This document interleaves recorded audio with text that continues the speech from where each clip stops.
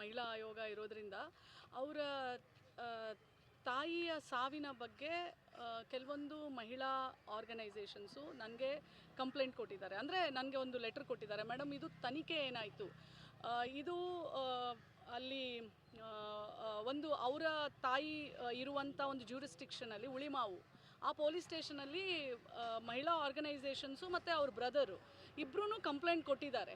ಏನಂದರೆ ಆ ಸಾವಿನ ಬಗ್ಗೆ ಒಂದು ಸಸ್ಪಿಷಿಯಸ್, ಯಾಕೆಂದರೆ ಅದರಲ್ಲಿ ಮೆನ್ಷನ್ ಮಾಡಿದ್ದಾರೆ. ನಾನು ನಿಮಗೆಲ್ಲ ಅವ್ರು ಕೊಟ್ಟಿರುವಂಥ ಇದರಲ್ಲಿ ನಾನು ನಿಮಗೆಲ್ಲ ಕಳಿಸ್ಕೊಡ್ತೇನೆ. ಅದರಲ್ಲಿ ಏನಂತ ಮೆನ್ಷನ್ ಮಾಡಿದ್ದಾರೆ ಅಂತಂದರೆ, ನೋಡಿ ಆ ಹೆಣ್ಣುಮಗಳು ಸತ್ತ ಮೇಲೆ ಅವ್ರು ಹೇಳೋ ಪ್ರಕಾರ ಅವರ ಮಗಳಿದ್ಲು, ಅವರ ಬ್ರದರ್ ಇದ್ದರು, ಅವರನ್ನು ಕರೆದು ಬಾಡಿನ ಹ್ಯಾಂಡ್ ಓವರ್ ಮಾಡಬೇಕಾಗಿತ್ತು. ಮತ್ತು ನೀವು ಹ್ಯಾಂಡ್ ಓವರ್ ಮಾಡಬೇಕಾದ್ರೆ ಡಿಸ್ಚಾರ್ಜ್ ಸಮ್ಮರಿ ಪ್ರತಿಯೊಂದು ಇರುತ್ತೆ. ಸಾವಿನ ಒಂದು ಬಾಡಿನ ಕೊಡಬೇಕಾದ್ರೆ there will be some procedures which they have to follow. ಅದು ಯಾವುದು ಮಾಡಿಲ್ಲದೆ ಇಂದಿನ ಬಾಗಿಲಿಂದ ಆ ಬಾಡಿನ ಸೀದಾ ಮನೆ ಹತ್ರ ಕಳಿಸ್ಬಿಡ್ತಾರೆ. ಮತ್ತು ಪೋಸ್ಟ್ಮಾರ್ಟಮು ಮಾಡಿರಲ್ಲ. ಇದ್ರ ಬಗ್ಗೆ ನಮಗೆ ತನಿಖೆ ಆಗಬೇಕು, ಇದು ಸಸ್ಪಿಷಿಯಸ್ ಇದೆ. ಮತ್ತು ಅದರಲ್ಲಿ ಇನ್ನೂ ಒಂದನ್ನು ಮೆನ್ಷನ್ ಮಾಡಿದ್ದಾರೆ, ಕ್ಯಾನ್ಸರ್ ಇತ್ತು, ಹಾಗಾಗಿ ಉಸಿರಾಟ ತೊಂದರೆಯಿಂದ ಸತ್ತೋದ್ರು ಅಂತ ಅವರು ಹೇಳಿದರು. ನಾನು DCPಗೆ ನಾನೇ ಖುದ್ದು ಫೋನ್ ಮಾಡಿದ್ದೆ ಅವರು ಸತ್ತ ನಂತರ. ಸೊ ಅದನ್ನು ಸಹ ಅವ್ರು ಹೇಳಿದರು. ಬಟ್ ಆ ಕಂಪ್ಲೇಂಟಲ್ಲಿ ಏನಿದೆ ಅಂತಂದರೆ, usually long standing cancer patients ದಿಢೀರ್ನೆ ಸಾಯೋದು ಅಷ್ಟು ವಿರಳ ಅಲ್ಲ.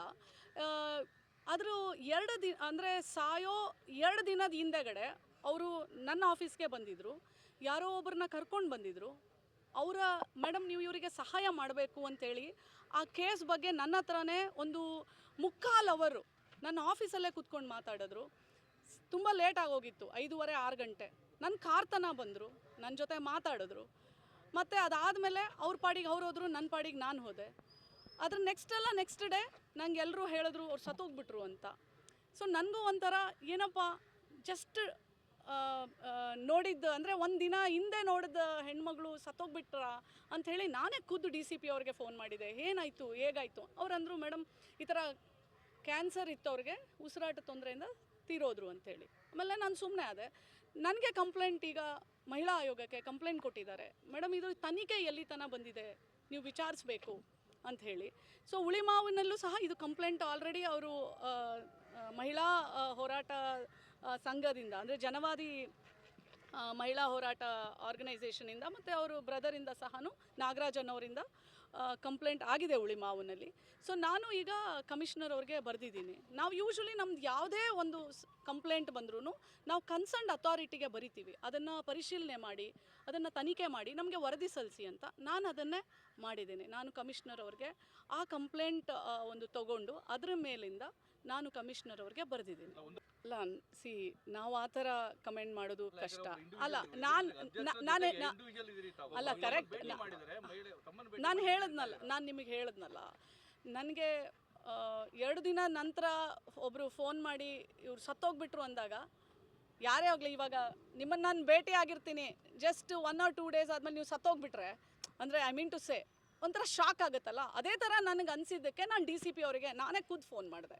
ಖಂಡಿತ ಇಲ್ಲ, ಅವರು ಬೇರೆ ಯಾವುದೋ ಒಂದು ಕೇಸ್ ಬಗ್ಗೆ ಬಂದಿದ್ರು, ಯಾರೋ ಒಬ್ಬರನ್ನ ಇಲ್ಲ ನನ್ನ ಹತ್ರ ಅಲ್ಲ, ಪೊಲೀಸ್ ಸ್ಟೇಷನಲ್ಲಿ ಅವರು ಆಲ್ರೆಡಿ ಕಂಪ್ಲೇಂಟ್ ಕೊಟ್ಟಿದ್ದಾರೆ. ನೀವು ಅದನ್ನು ಆ ಕಂಪ್ಲೇಂಟ್ ಕಾಪಿನೂ ಸಹ ನೀವು ತೊಗೋಬೋದು. FIR ಸಹ ಅದನ್ನು ನನಗೆ ಅಟ್ಯಾಚ್ ಕೊಟ್ಟಿದ್ದಾರೆ. ಉಳಿಮಾವು ಸ್ಟೇಷನಲ್ಲಿ ಕಂಪ್ಲೇಂಟ್ ಕೊಡ್ತಾರೆ.